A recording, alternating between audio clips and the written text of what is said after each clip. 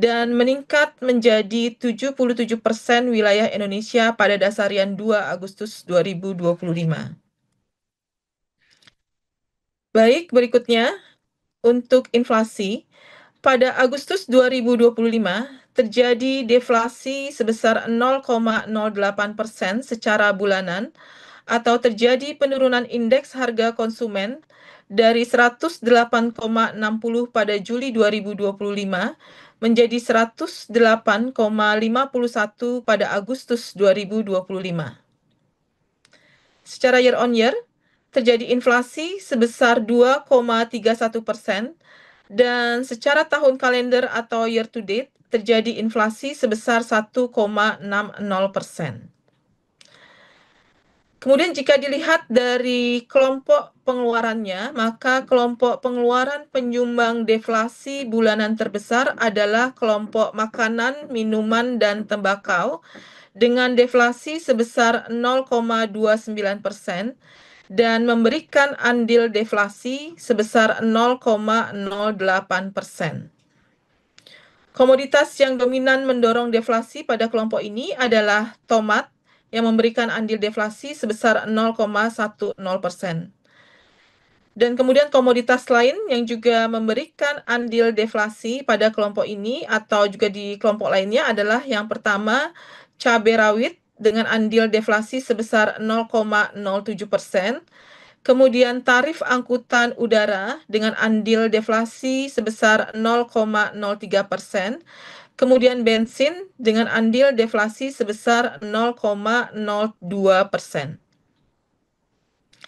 Selain itu, terdapat juga komoditas yang masih memberikan andil inflasi pada Agustus 2025 ini. Di antaranya adalah bawang merah dan beras. Dan masing-masing andil inflasinya adalah untuk bawang merah, andil inflasinya adalah sebesar 0,05%, sedangkan untuk beras, andil inflasinya adalah sebesar 0,03%.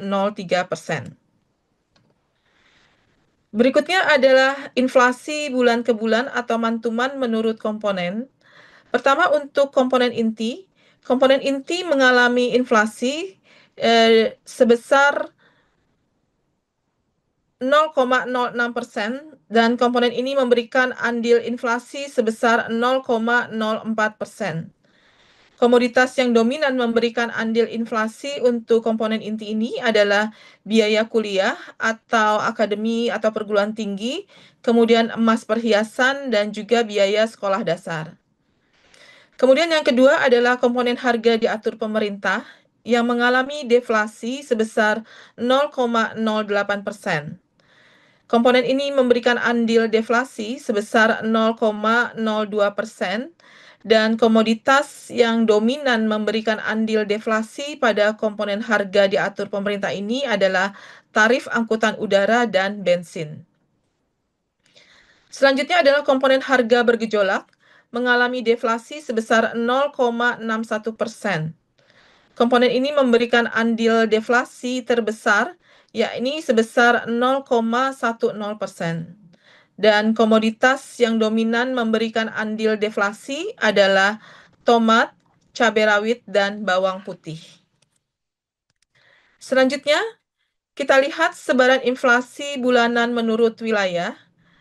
Di sini terlihat bahwa secara bulanan ada 11 provinsi yang mengalami inflasi dan 27 provinsi lainnya mengalami deflasi. Inflasi tertinggi terjadi di Sumatera Utara, yaitu sebesar 1,37%, sedangkan deflasi terdalam terjadi di Maluku Utara, yaitu sebesar 1,90%.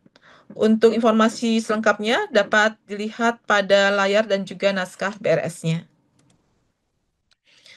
Selanjutnya saya akan menyampaikan tinjauan khusus terkait kelompok makanan, minuman, dan tembakau sebagai kelompok utama penyumbang deflasi pada bulan Agustus 2025 ini. Jadi berdasarkan historis sejak 2021 hingga 2025, terjadi deflasi di setiap bulan Agustus. Tingkat deflasi untuk Agustus 2025 ini adalah sebesar 0,08%, di mana ini lebih rendah dibandingkan dengan kondisi bulan Agustus 2023 dan juga 2024. Kelompok makanan, minuman, dan tembakau menjadi kelompok utama penyumbang deflasi di setiap bulan Agustus pada tahun 2022 hingga 2025 ini. Dan kalau kita lihat komoditas penyumbang utama andil deflasi dari kelompok ini adalah komoditas beras dan cabai rawit yang memberikan andil deflasi masing-masing sebesar 0,1% untuk tomat dan 0,07% untuk cabai rawit. Selanjutnya adalah beberapa komoditas dalam kelompok makanan, minuman, dan tembakau yang meredam deflasi pada Agustus 2025. Beberapa komoditas tersebut mengalami inflasi dan menyumbang andil inflasi. Di antaranya adalah untuk komoditas bawang merah, beras, dan cabai merah. Jika dilihat menurut historisnya, maka inflasi bawang merah di setiap bulan Agustus ini komoditas bawang merah mengalami deflasi, namun pada Agustus 2025 terjadi inflasi untuk komoditas bawang merah, yaitu sebesar 7,59% dengan andil inflasi sebesar 0,05%. Sedangkan untuk komoditas beras, umumnya mengalami inflasi di setiap bulan Agustus, dan di bulan Agustus 2025 ini juga kembali mengalami inflasi sebesar 0,73% dengan andil inflasi sebesar 0,03%.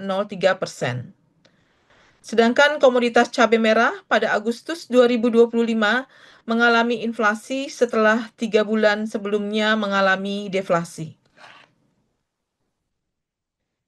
Selanjutnya saya akan menyampaikan tinjauan khusus terkait kelompok pendidikan. Berdasarkan data historis, sejak 2021 hingga 2023, kelompok pendidikan cenderung mengalami inflasi pada Agustus, dan Agustus ini mengalami inflasi yang lebih tinggi dibandingkan dengan bulan inflasi pendidikan di bulan Juli.